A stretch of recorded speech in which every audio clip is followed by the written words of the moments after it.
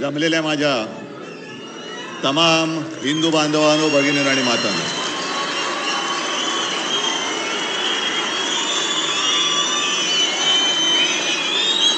चिन्ह चोरलं, वडील चोरले, पक्ष फोडला, तरी शिवसेना संपत कशी नाही?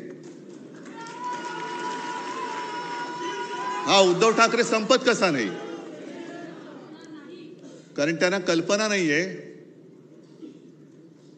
की शिवसेना प्रमुखांनी रक्त आटवून विचार पेरून एक शिवसेना नावाचं वादळ निर्माण केलेलं आहे.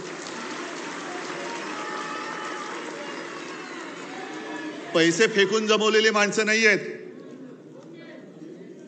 विचार अंगामध्ये भिनवून कट्टर हिंदुत्वनिष्ठ महाराष्ट्र धर्म पाळणारे शिवसैनिक आहेत. आज सगळीकडे बॅनर लागलेत, पोस्टर लागलेत, शिवसेना प्रमुखांचे फोटो आहेत. मला खरंच कीव येते की जे आपला बाप बदलतात आणि राजकारणात ज्यांना पोरं होत नाहीत, मी राजकारणात म्हणतोय, अशी लोक जेव्हा आपल्या घराणेशाहीवरती टीका करतात तेव्हा मला त्यांची कीव येते. अरे तुला होत नाही राजकारणात पोरं, आम्हाला आम्ही काय करू? घे, आमच्याकडे आहेत, घ्यायची तर घे. आणि आता शिवसेना संपवायचं स्वप्न बघतायत.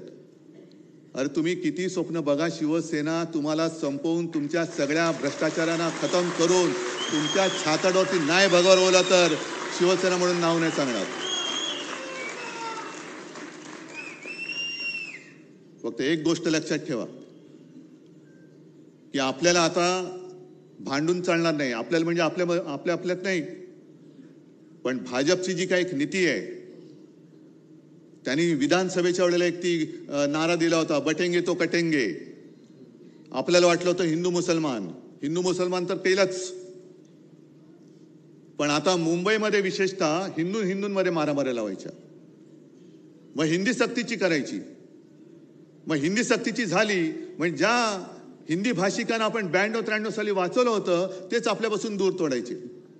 हिंदी सक्ती तर होऊ देणारच नाही. करायची असेल हिम्मत तर देवेंद्र करून बघा. आहेत आता बातम्या सगळीकडे चालू आहेत. काय होणार? कसलं नाही होणार? का होणार की नाही होणार कळेल ना. जे यांच्या मनात आहे आणि राज्याच्या मनात आहे तेच मी करेन.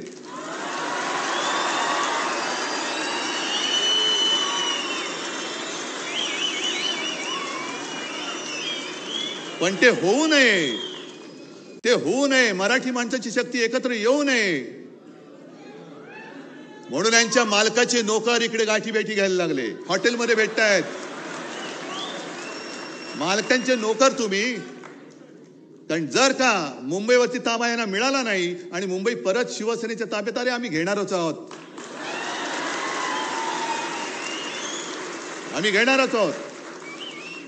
मुंबई जर का पुन्हा मराठी माणसाच्या ताब्यात गेली तर मालकाच्या मित्राचं कसं होणार? अदानीचं कसं होणार? त्याच्यामुळे मराठी माणसाची शक्ती एकवटता कामा नये. याच्यासाठी हे मालकाचे त्या शेटजीचे नोकर, हेच मी म्हणेन, आणि त्या नोकरांचे नोकर जे आज नालायकपणाने वर्धापन दिन साजरा करतात ते शेटजींच्या नोकराचे नोकर आहेत. बटेंगे तो कटेंगे. मग त्याच्यामध्ये पुन्हा मराठेतर हे भांडण लावून ठेवायचं. हिंदू मुस्लिम आहेच, तो एक बेडूक ओरडतोच आहे त्याच्यामध्ये, त्याला काम तेवढंच दिलेलं आहे. तुझी उंची केवढी, आवाज कसा, म्हणजे उंची पेंग्विनची, चाल बदकाची, आवाज कोंबडीचा.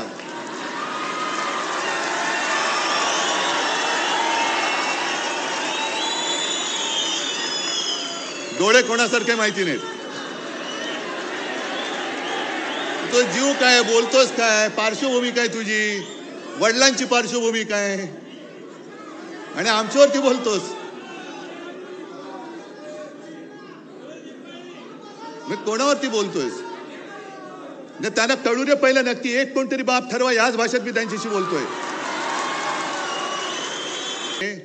नाना पाटेकर त्या गुंडांसमोर उभा राहतो आणि त्यांना सांगतो कम ऑन किल मी.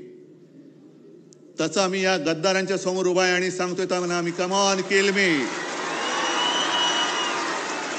असेल हिम्मत तर या अंगावर.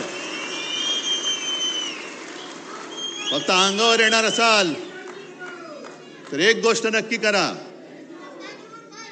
अमिताभ बच्चनचा तो पिक्चर होता ना, ॲम्ब्युलन्स घेऊन यायचा, तसा अंगावर माझ्या येणार असेल तर ॲम्ब्युलन्स घेऊन यायची. कारण येताना सरळ याल, जाताना आडवे होऊन जाल. सगळ्यांना धन्यवाद.